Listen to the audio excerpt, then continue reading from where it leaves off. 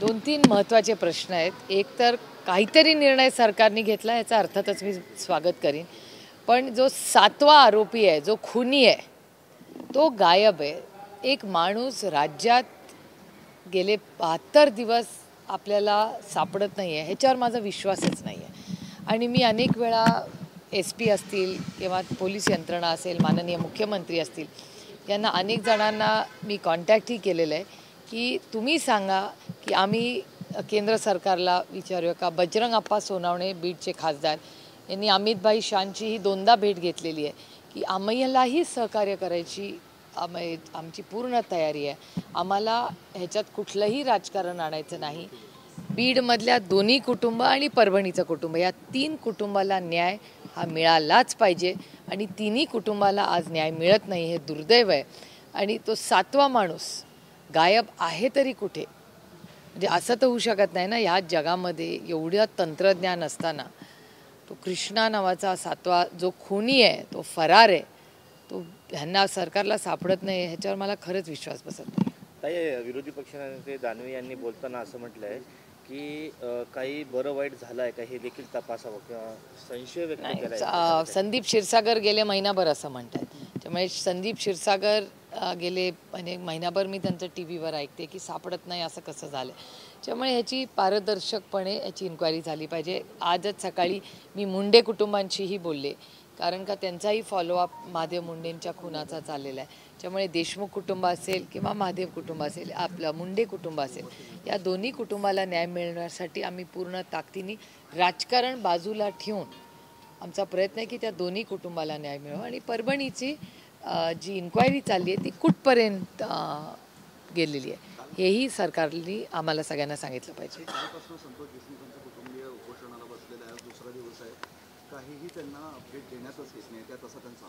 हो, हे दुर्दैव आहे की महाराष्ट्र सरकार पारदर्शकपणे काम का करत नाही.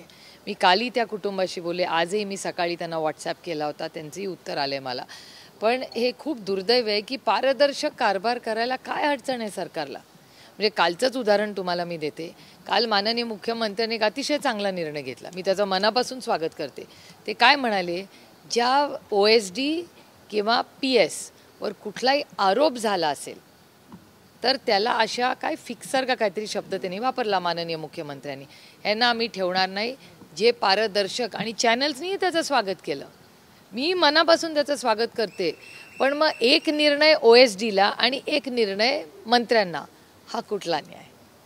जर OSD आणि PA ठेवताना तुम्ही जर म्हणताय की ज्याच्यावर आरोप झालेत किंवा कुणावर केस असेल किंवा काही कंप्लेन आली असेल तर त्याला आम्ही मंत्रालयात ठेवणार नाही, तर जर OSD आणि PA यांच्यासाठी एक कायदा आणि मंत्र्यांसाठी दुसरा कायदा, ज्यांना शिक्षा झालेली आहे, ज्यांच्यावर आरोप प्रत्यारोप झाले, जे कागदपत्र मंत्रालयात मुख्यमंत्री माननीय उपमुख्यमंत्री सगळ्यांना दिलेले आहेत, मग त्यांना का वेगळा न्याय? मग जर तुमचं सरकार खरंच भ्रष्टाचार मुक्त असेल तर वॉशिंग मशीन सिलेक्टिव्हली नाही चालणार ना.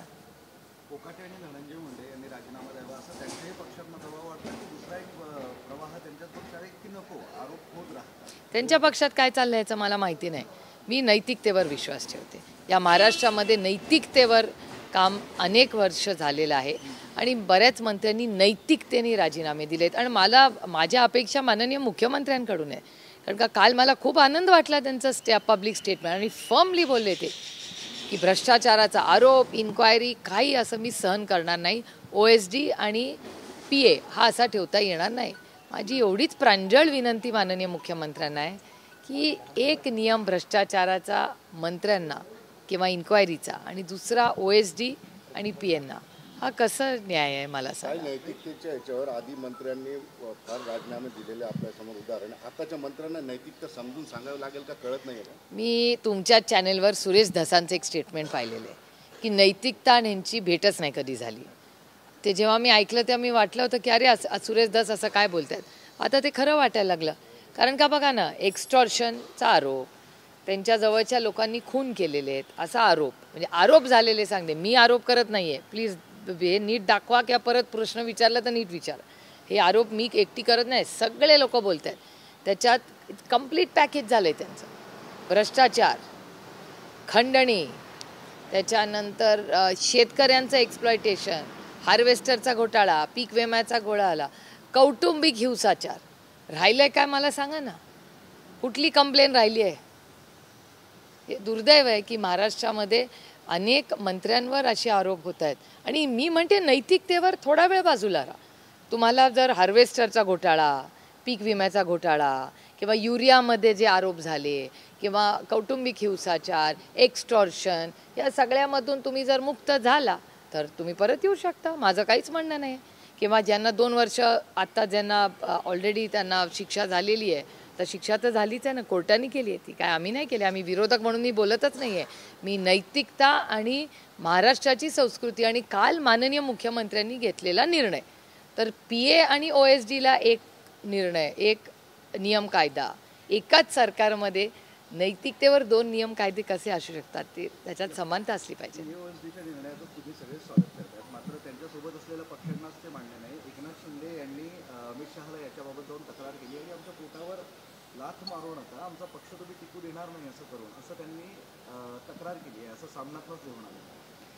शक्यता नाकारता येत नाही, पण माझं एवढंच म्हणणं आहे, मी खूप विनम्रपणे माननीय मुख्यमंत्र्यांना विचारू इच्छिते की PA आणि OSDला एक कायदा, मग त्याच सरकारमध्ये मंत्र्यांना आणि आमदारांना दुसरा कायदा कसा.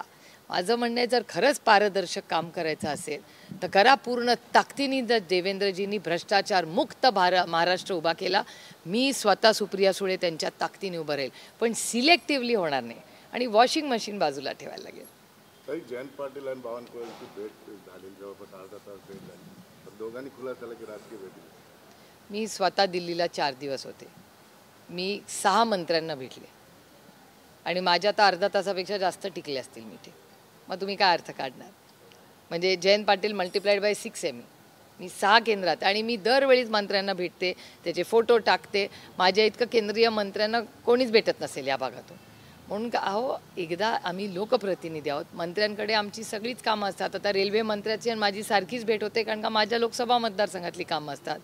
नेहमीच जलजीवन मिशन, CR पाटलांकडे किती कामं असतात, कारण का जलजीवन मिशन माझ्या मतदारसंघात इम्प्लिमेंट होतं आहे, त्याच्यात चॅलेंजेस आहेत, त्यामुळे वारंवार त्यांची भेट घ्यावी लागते. आता मी इन्कम टॅक्सच्या सिलेक्ट कमिटीवर आहे, त्याच्यामुळे फायनान्स मिनिस्टर, अर्थमंत्री निर्मलाजींची अनेक वेळा मी महाराष्ट्राच्या वतीने आणि राष्ट्रवादी काँग्रेस पक्षाच्या वतीने नेहमी बजेटवर मी बोलते, त्यामुळे माझे आणि खूप वेळा एकत्र भेट होते निर्मला सीतारामनजींची. किंवा अनेक वेळा परदेशात माझ्या लोकसभा मतदारसंघ किंवा महाराष्ट्राचं एखादं मूल किंवा कुटुंबाला अडचण असेल तर जयशंकरजींना अनेक वेळा बोलणं होतं. म्हणून काय असं नसतं, एकदा निवडून आल्यानंतर आमची नैतिक जबाबदारी असते की सगळ्यांची गाठीभेटी घेऊन आमच्या राज्याची, देशाची आणि मतदारसंघाची कामं करणं. ताई, अजित पवार गटात जे आहे, तर भाजप आणि शिवसेना विरोधात ज्यांनी निवडणुका लढल्या आहेत त्यांना ताकद देण्याचं काम केलं जातं, त्यांना पक्षात घेतलं जातं आणि त्यामुळे महायुतीत आता संघर्ष प्रकारे पाहतात, खास करून तुमच्या पक्षात. तो त्यांचा अंतर्गत प्रश्न, तो हा प्रश्न तुम्ही त्यांना विचारायला पाहिजे, मी कसं सांगणार? मला इथलं सगळं माहिती आहे. तुम्ही सिलेक्ट कमिटीचं विचारा, तुम्ही बीडमधलं घटना, परळीत काय झालं, परभणीला काय झालं, आजची इकॉनॉमी काय आहे, इन्व्हेस्टमेंट्स किती येत आहेत, रुपी आता काय स्ट्रेंथनिंग आहे, आता कालच रुपी आणि खाली गेला आहे, हे सगळं मला माहिती आहे. त्यांच्या महायुतीमध्ये आत काय चाललं आहे याचं मला ज्ञान फार कमी असतं. Okay, thank you very much.